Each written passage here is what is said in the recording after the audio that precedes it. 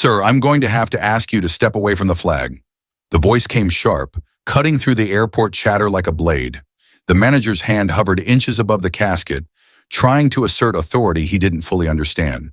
But the Marine didn't budge, not an inch. His gloved hand rested firmly on the flag.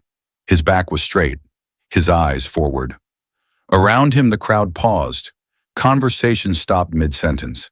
The air grew heavy, and in that sterile terminal, something sacred had rooted itself, something unshakable. The manager tried again, firmer now, but the silence from the Marine was louder than words. He stood like a stone monument in dress blues, metals gleaming, jaw locked. That casket wasn't just wood and steel, it was a promise, and he was its final guardian. He wasn't rude, he wasn't angry, but he would not move. His presence demanded respect, not by shouting, but by stillness. Travelers watched, unsure of what they were witnessing. Security shifted at the manager's signal. Yet still, the Marine did not waver. And then finally he spoke. Calm, steady. "With all due respect, sir, this isn't cargo. This is a Marine. And I will not leave his side." Corporal Jake Morrison, 23, killed in action. He wasn't just a soldier in the Marine's memory. He was a brother.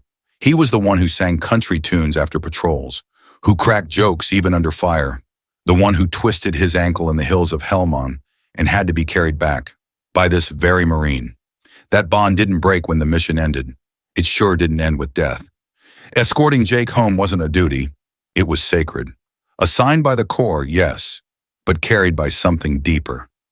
No delay, no hands off the casket, no goodbyes until it reached his family. But the airport didn't see it that way. They had schedules to meet, planes to turn, luggage to move. The manager leaned in, voice tight. "This isn't a funeral home. Step aside or we'll have to escort you out." He didn't understand. Not really. This wasn't just about regulations. The Marine could have explained the centuries-old tradition, the honor of the escort, the code of silence. But he didn't. He didn't need to. The stories were already playing in his mind.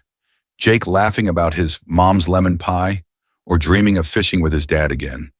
Every wrinkle in that flag told one of them. Then through the hush came a tiny voice. "Why is he touching the flag, Mommy?" A little girl clutching a teddy bear looked on with wide eyes. Her mother tried to hush her, but the Marine turned ever so slightly and offered a small nod. "Because he's making sure someone gets home," he said softly.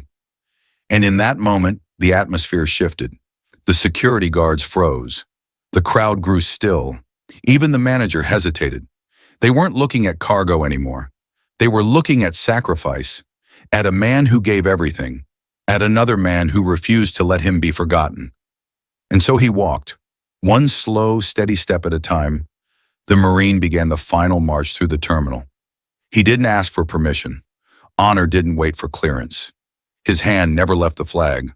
Passengers began to rise. Hats came off. Hands went to hearts. A veteran saluted from a wheelchair. One by one, phones were lowered, not to film, but to reflect. Someone softly began the national anthem. Others joined. And for those few minutes, time itself slowed. Gate announcements faded. The chaos of travel paused. And in its place, the silence of reverence filled the air. At the gate, the family waited. The mother's eyes met the flag first, and she collapsed into tears. The father stood, face shaking, offering a trembling salute. The sister fell to her knees, whispering, "Welcome home, Jake." The Marine, who hadn't flinched since the casket touched ground, slowly let go. He folded the flag with the precision of a surgeon and knelt before the mother. Placing it in her hands, he said just 7 words. He didn't die alone. He was loved. And in that moment, every soul watching knew the truth. This wasn't duty. This was devotion.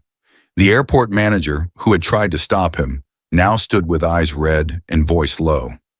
I didn't understand," he murmured. The Marine gave him a single nod. "Now you do." No anger, just truth.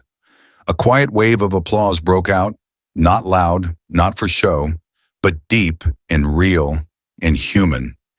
It rolled through the terminal like a breeze carrying something sacred. Because that day, in an airport filled with hurry and noise, One Marine reminded everyone that some things, some people, are never just baggage.